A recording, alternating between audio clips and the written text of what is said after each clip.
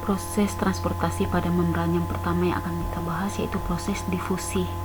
Difusi ini merupakan proses pergerakan atau perpindahan partikel atau molekul, ion, gas, atau cairan yang terjadi di dalam sel dari kondisi larutan yang berkonsentrasi tinggi ke yang berkonsentrasi rendah. Kondisi perpindahan ini akan terhenti apabila konsentrasi cairan dan semua partikel di luar sel maupun di dalam sel itu sudah sama atau setimbang. Nah, di samping ini terlihat gambar bagaimana molekul kecil nonpolar atau yang tidak bisa berikatan dengan air berpindah masuk melewati membran plasma dan masuk ke dalam sel. Nah, di sini bisa diperhatikan bagaimana oksigen, gas CO2, kemudian ada molekul H2O, ada molekul asam amino, protein, karbohidrat bisa melewati lapisan membran ini untuk masuk ke dalam sel. Dan kalau pada gambar ini konsentrasi larutan di luar sel ini lebih tinggi karena banyak sekali mengandung gas dan ion bahkan partikel, sementara konsentrasi yang rendah ini menggambarkan bahwa tidak terdapat molekul yang lebih banyak di sini. Makanya perpindahannya berlangsung dari yang berkonsentrasi tinggi ke konsentrasi yang rendah. Nah, jenis difusi itu ada dua, yaitu difusi sederhana, yaitu hanya perpindahan molekul dari yang berkonsentrasi tinggi ke rendah. Kemudian ada difusi dipermudah atau diperbantu atau terfasilitas. Nah, jenis difusi ini bisa diperhatikan. Yang pertama ada dua, yaitu dibantu dengan saluran protein. Bisa dilihat sini saluran protein.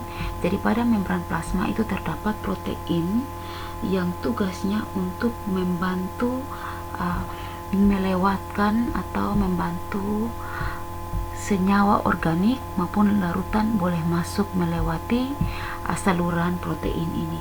Nah, yang boleh masuk lewat protein ini adalah asam amino dan glukosa, dan juga beberapa ion seperti kalsium, natrium, C-almin. Jadi ini ukuran yang partikel yang lebih besar yang boleh melewati protein ini. Yang berikut ada dipermudah dengan protein, juga protein transport, yaitu protein transport ini dia memiliki sifat seperti enzim, di mana dia bekerjanya spesifik terhadap zat-zat tertentu dan dia mampu untuk mengikat molekul dan membawa masuk ke dalam sel.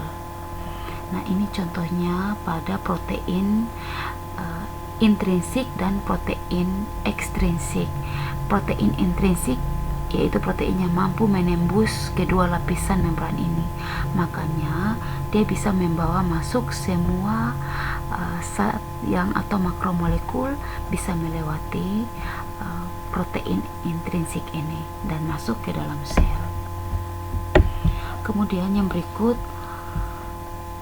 ada beberapa alasan kenapa sehingga dibutuhkan mekanisme difusi terfasilitas, di mana alasannya itu glukosa, ion natrium, dan ion klorida. Ini beberapa contoh molekul yang hanya bisa melakukan transport secara efisien melintasi membran plasma atau membran sel ini dengan bantuan protein. Karena ukuran partikelnya besar, jadi dia tidak bisa melewatinya dengan mudah lewat proses difusi sederhana, tapi dia harus dipermudah atau menggunakan fasilitas protein kanal atau saluran protein maupun protein integral yang bisa menembus kedua lapisan dari membran sel ini, sehingga protein dengan mudah membantu partikel glukosa dan juga senyawa yang lebih besar untuk masuk ke dalam sel ini dengan mudah. Seperti itu.